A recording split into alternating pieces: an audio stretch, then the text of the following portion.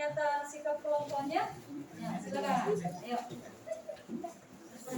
Jadi menurut kelompok kami, perusahaan multinasional mengakibatkan masyarakat menjadi konsumerisme karena kurangnya sumber daya manusia dalam bersaing dan perusahaan asing dengan perusahaan asing sehingga produk dalam negeri mati karena kurangnya kesadaran masyarakat dalam mencintai produk dan mengakibatkan produk mengakibatkan masyarakat menjadi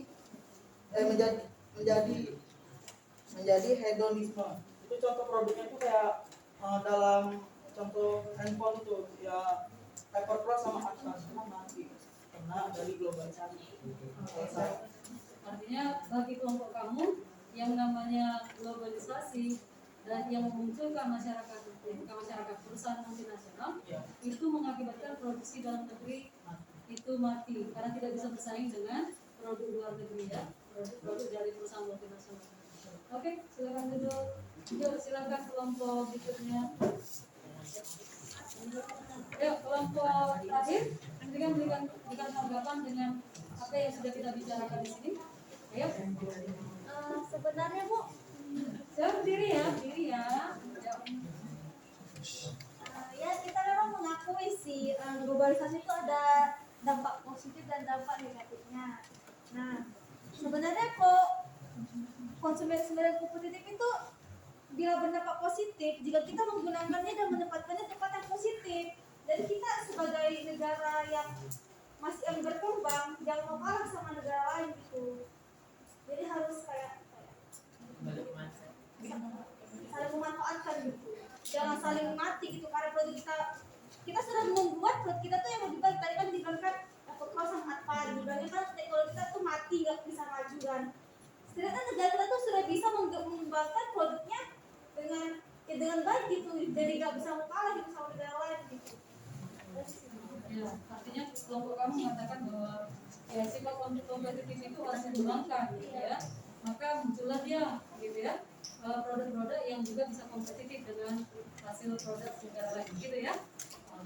Nah sekarang coba ya setelah dua kelompok membuat apa kesimpulan yang bisa kita ambil dari diskusi kita ini. Silakan, siapa yang mau mengambil kesimpulan?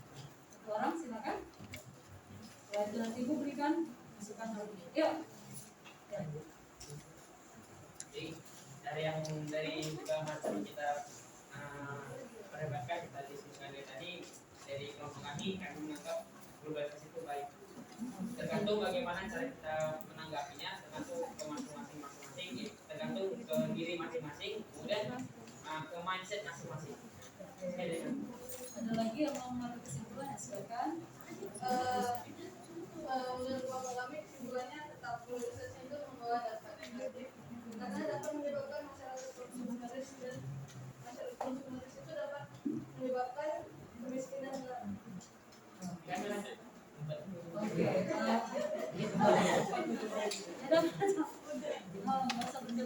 Oke, jadi begini ya, dari hasil diskusi kita kan ada beberapa tadi dituliskan di depan, kan gitu, bahwa menurut kelompok 1 globalisasi itu memberikan dampak positif. Kenapa? Karena menghasilkan investasi dari segi ekonomi.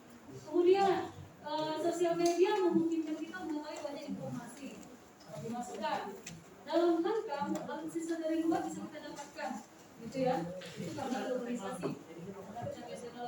Nah tapi ada satu pertanyaan yang agak-agak aneh gitu ya. Kelompok pro mengatakan bahwa Korea Utara itu tentu negaranya, tetapi sisanya sangat canggih loh, kok kebalik gitu ya. Bahkan mereka tidak mau terlibat dalam globalisasi tapi mereka maju gitu ya, kok bisa gitu ya. Nah itu menjadi pertanyaan. Nah kemudian bahwa yang namanya globalisasi juga berdampak positif. Nah beda halnya dengan kelompok 2. Kelompok 2 mengatakan bahwa globalisasi itu mengakibatkan timbulnya individualisme itu ya. Kenapa? Karena mungkin teknologi mengakibatkan orang menjadi terkecil atau tersendiri, hanya bergantung kepada teknologi, tidak mau bergaul sehingga dia individualis gitu ya. Kemudian pragmatis, maunya yang praktis, nggak mau capek-capek. Jadi sehingga orang nggak mau berusaha dari bawah dulu untuk mencapai hal yang besar gitu. Tapi pada dasarnya dengan globalisasi kita juga bisa mendapatkan sesuatu yang luar biasa tanpa harus memulai dari bawah. Contohnya apa? Sekarang sudah ada yang namanya model itu namanya penghasilan pasif gitu ya. Artinya orang bisa mendapatkan penghasilan hanya dengan jual beli apa istilahnya secara apa namanya, misalnya kayak Bitcoin kan Bitcoin itu kan tidak perlu kita usahakan dan jual aja, misalnya saham gitu ya, jual atau beli nanti pada saat dia naik lalu kita beruntung gitu. Nah itu menandakan bahwa yang namanya pragmatisme itu kadang-kadang bisa juga dipakai gitu. Nah kemudian hedonisme orang hanya mengutamakan kesenangan duniawi gitu ya. Kenapa? Karena terlalu banyak yang namanya teknologi, terlalu banyak tawaran-tawaran dari dunia luar, dunia barat, sehingga orang melihat hanya kayaknya menyenangkan, nggak peduli lagi dengan agama, maka lunturlah budaya, lunturlah nilai kepercayaan atau agama. Oke, kemudian konsumeris. Nah itu inti daripada pembicaraan kita kan.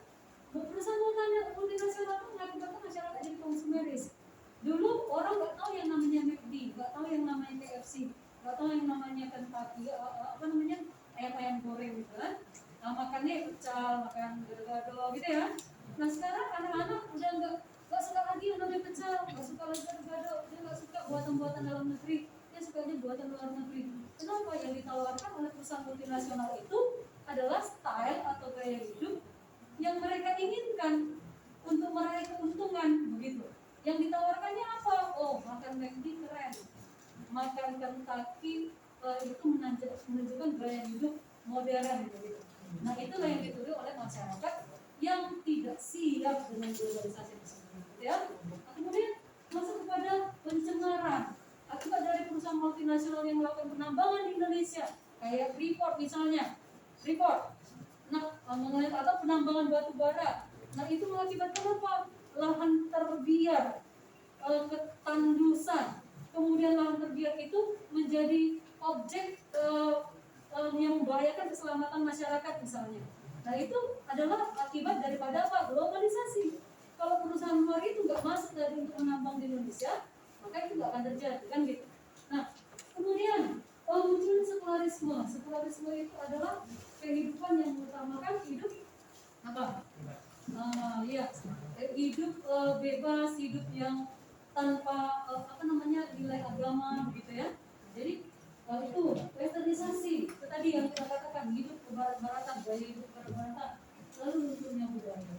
Nah, sekarang pernyataan kelompok ini tadi mengatakan bahwa tidak salah dong memanfaatkan kelemahan masyarakat yang konsumeris itu untuk meningkatkan keuntungan ekonomi negara begitu ya. Nah, sebagai negara yang menganut Pancasila ya, maka sifat perusahaan multinasional yang hanya menginginkan keuntungan perusahaannya tanpa memperdulikan masyarakat tentu menjadi pertimbangan kita juga kan gitu. Yang diutamakan adalah moral dalam hal melaksanakan kegiatan ekonomi ya, harus ada moralnya. Supaya apa? Supaya kedepannya ini dapat berlangsung lebih lama, begitu ya? Berlangsung lebih lama. Nah kalau tidak ada moralnya, maka nanti semua bisa dieksploitasi tanpa henti. Kan untuk keuntungan ekonomi, kan itu bicaranya untuk ekonomi. Apakah untuk kepentingan ekonomi maka kita bebas mengeksploitasi semua dengan sebebas-bebasnya? Tentu tidak, ya kan? Tentu tidak. Nah itu ya, jadi harus ada batasan-batasannya. Meskipun kita menjadi perusahaan multinasional di negara lain, maka kita harus juga memiliki moral dalam tindakan-tindakan ekonomi. Jadi itu ya. Nah nanti ada perusahaan multinasional yang dia sifatnya memiliki moral, ada yang tidak, gitu ya. Jadi di samping yang namanya eksploitasi, tentu sebenarnya perusahaan multinasional itu juga punya cara untuk membalas kebaikan masyarakat yang memberikan kesempatan bagi dia untuk mengambil sumber daya. Misalnya kalau Freeport itu dari keuntungannya 40 triliun per bulan, misalnya dia memberikan 1% untuk masyarakat, pembangunan masyarakat. 1% itu berapa dari 40 triliun, gitu ya. Misalkan BPD triliun, ya. Nah, setiap perusahaan seperti itu ada kewajibannya untuk memberikan kepada masyarakat. Nah, ada keuntungan, ada kelemahannya atau kerugian. Nah, maka bagaimana menyikapinya? Ingat tadi seperti yang dikatakan Bapak, ada cultural lag, ya kan? Ada cultural shock akibat daripada itu. Masyarakat tidak siap sehingga memanfaatkan teknologi hanya untuk sesuatu yang negatif misalnya, ya. Atau masyarakat tidak siap sehingga ketika dia melihat barang-barang dia ingin punya semua, gitu ya. Karena apa? Dasarnya gaya hidup, ya kan? Dasarnya gaya hidup. Nah, padahal sebenarnya ada hal yang lebih penting lagi yang bisa dilakukan dengan teknologi. Atau ada hal yang lebih penting lagi bisa dilakukan dengan apa? Barang-barang yang masuk ke Indonesia. Kan? Mungkin dengan melihat gambaran, oh begini model handphone, dengan menelitinya maka bisa membuat sendiri. Atau dengan masuknya game, oh begini yang namanya model game. Lalu dengan membuatnya, maka kita bisa memproduksi game sendiri, kan gitu.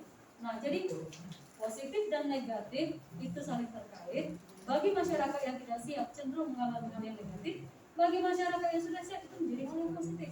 Globalisasi adalah sesuatu yang luar biasa untuk menciptakan masyarakat yang sejahtera. Nah, oke, itu pembelajaran kita hari ini, ya.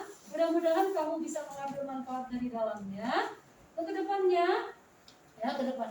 jangan lupa untuk membuat catatan masing-masing mengenai materi yang kita buat hari ini. Kesimpulannya sudah ada. Nah, nanti akan Ibu kasihkan LKS pribadi untuk kamu kerjakan di rumah, ya. Kerjakan di rumah, kita kumpulkan minggu depan. Oke? Pertemuan kita minggu depan, kamu akan mempelajari materi bagaimana menyikapi atau sikap kritis terhadap dampak globalisasi, ya. Jadi itu saja pertemuan kita hari ini. Coba ada yang mau ditanyakan lagi? Silakan bertanya kalau ada. Adakah? Kalau tidak ada, kita sudahi pembelajaran kita hari ini. Semoga kamu tetap sehat, tetap semangat belajar, dan jangan lupa tetap berdoa supaya kamu terlindungi dan juga orang-orang sekelilingmu terlindungi dari segala macamnya. Oke, selamat pagi, sampai jumpa pada pertemuan berikutnya. Ya, selamat pagi.